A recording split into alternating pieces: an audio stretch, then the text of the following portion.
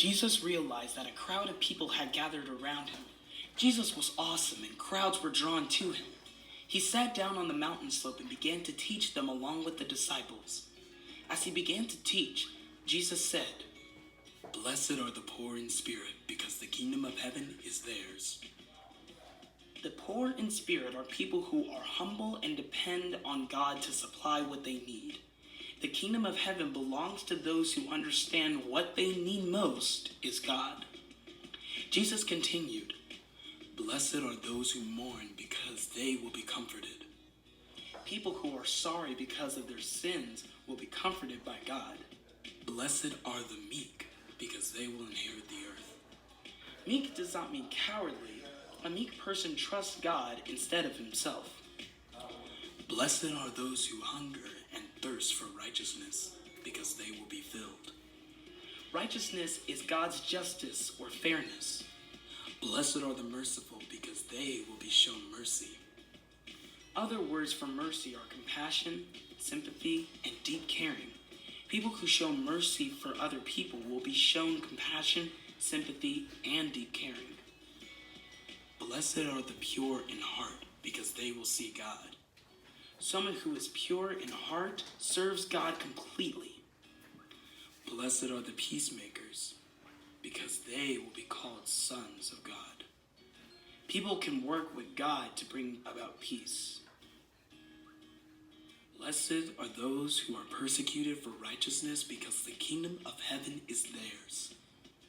Sometimes when people live for God, others may insult, persecute, and blame them falsely.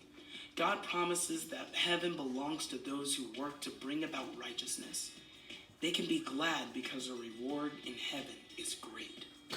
Jesus taught the people how to pray and many other things about how to obey and follow God. The people were amazed at all that Jesus taught them.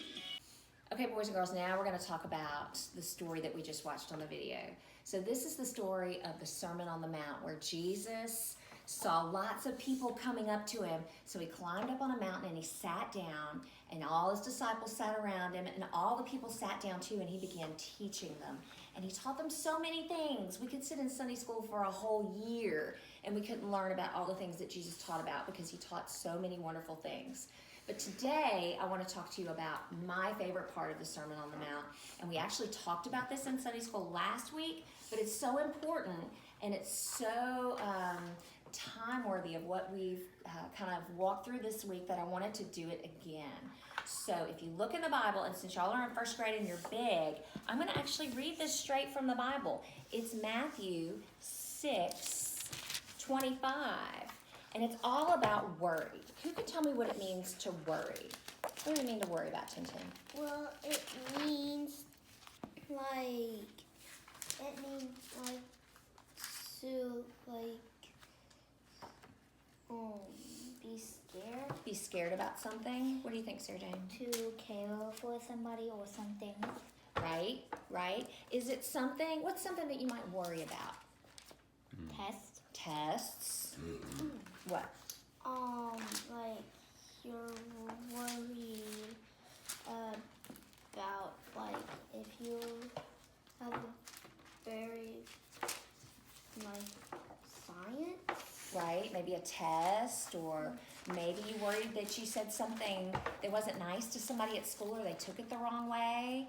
Just maybe something that keeps you awake at night, and you think about it and your heart feels kind of heavy and you're bothered about it.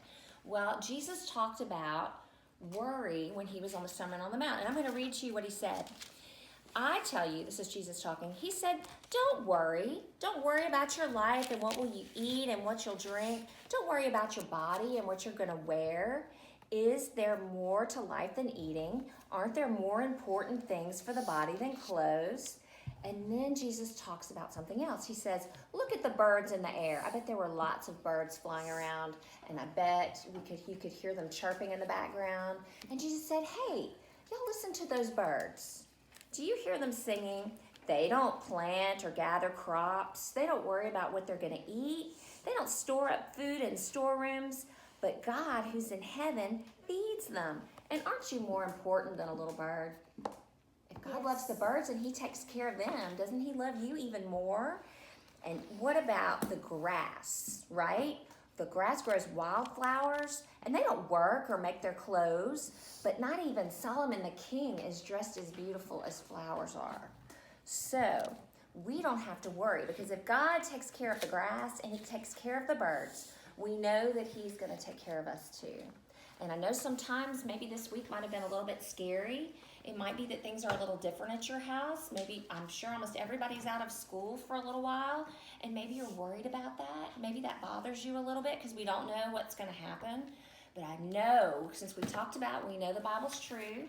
We know that God keeps his promises, and he says, don't worry. He's going to take care of us because he loves us so much, and we know that he always keeps his promises. I need y'all to sing with me. Y'all ready? Y'all can... Let us love one another. For love is of God, and everyone that loveth is born of God, and knoweth God. He that loveth not, knoweth not God, for God is love. God is love, he loveth.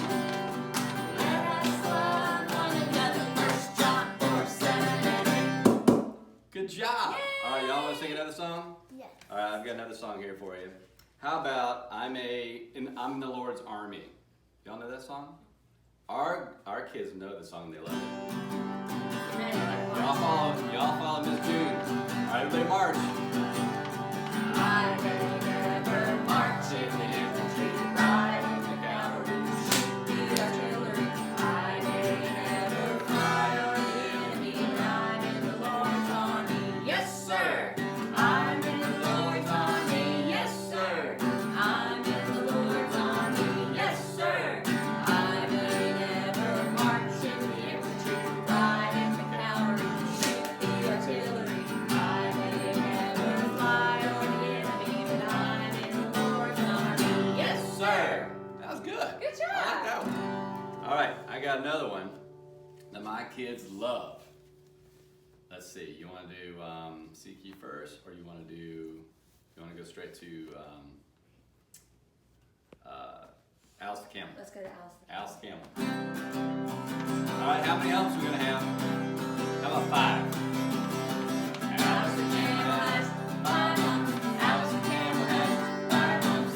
Alice the camel has 5 humps. Go, Alice, go. 1, 2, 3, 4, 5. Alice the camel has 4 humps. Alice the camel has 4 humps. Alice the camel has 4 humps. Go, Alice, go. 1, 2, 3, 4. Alice the camel has 3 humps.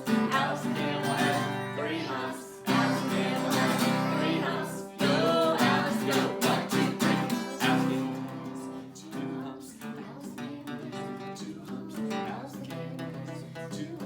Go, Alice, go. 1, 2. Alice the camel has 1 hump. Alice the camel has 1 hump. Alice the camel has 1 hump. Go, Alice, go. 1. That's it. Yay! Yay, all right.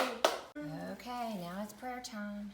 Boys and girls, let's put our hands together, heads bowed, hands together, heads bowed. Dear Lord, thank you for this wonderful day. Thank you for the opportunity to study your word, Lord, and read about the words that you told. Ready? Is it on? Okay, boys and girls, you did a great job. This was a little different today, right? But we still had Sunday school, and I'm still really proud of you for joining us today. And I like how you listened, and I like how you showed your mom and dad how we do Sunday school, and how we looked up things in the Bible, how you listened to the story, and you sang along with Mr. Bud. And I'm really excited about all we're gonna learn the next few weeks in Sunday school. Guess what? It's time to go and play today, play today, play today. It's time to go and play today, my sweet children. All right, guys, what are we gonna build? Not sure. I think I'm gonna build like a. Oh, I'm gonna build a house. I think I'm gonna build like a Can't rocket copy ship. me. I'm not gonna copy. Don't copy me. I'm not. Mine's gonna be awesome. Mine's gonna be more awesome. No, mine's gonna be awesomer. I